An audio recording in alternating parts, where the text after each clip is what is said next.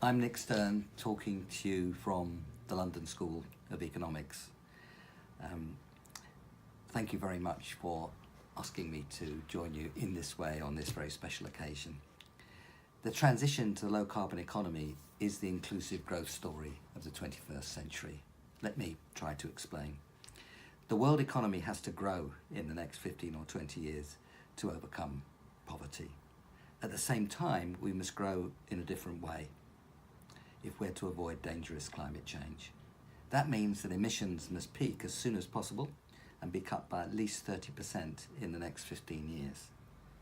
That could get us on a path which would achieve the targets of the COP21, the Paris Agreement, to hold temperature increases to well below 2 degrees. It's very important that we do that. The recent IPCC report has shown that the difference between 1.5 and 2 is really significant in terms of damages, and to go beyond 2 is seriously dangerous. That could involve, if we went beyond 2 or more, we would halt and reverse economic development and force hundreds of millions of people to move, with real risks of severe and extended conflicts. These stakes are very big. This new type of growth must radically reduce carbon and move to net zero emissions as close as we can to 2050. And we're in a hurry to establish this new type of growth because infrastructure will roughly double in the next 15 years and the world economy will double in the next 20. We must not lock in workers and their children into old and dirty technologies. The good news, as we lay out in the recent report of the new climate economy, is that the transition to the zero emissions economy is the growth story of this century.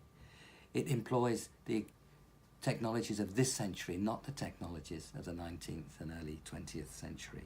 That means renewable power and storage. It means clean transport. The era of the internal combustion engine is coming to an end. It means much better managed cities, which we now know how to do in strongly digital ways. It's inclusive. It's poor people who benefit from the better public transport. It's poorer people who benefit from the job opportunities, renewables and so on. And it's poorer people who benefit from cleaner air, from having cities where we can move and cities where we can breathe and be productive. And indeed, it's poorer people who benefit from ecosystems which are robust and fruitful. That's why it's inclusive. So how do we get there? First, we must price carbon and mandate carbon disclosure. People have a right to know whether their pensions are being put into the technologies of 100 years ago or the technologies of the future. We have to accelerate investment in sustainable infrastructure. We have to foster private sector innovation. And very importantly, we must also ensure a just transition with people at the centre. The benefits are many and large. Not only will we have stronger growth, but 65 million extra jobs by 2030. The voice of workers and trades unions in this growth story is critical to ensure a just transition for all workers. That means new training facilities if people are dislocated through losing their jobs. It means new finance for small entrepreneurs. It means revitalising key towns and cities by moving job opportunities there. And of course it means stronger social protection. So I salute the work of the ITUC in not only supporting the Paris goals, which of course provide the new opportunities I've described, and protect their children from the threats of climate change.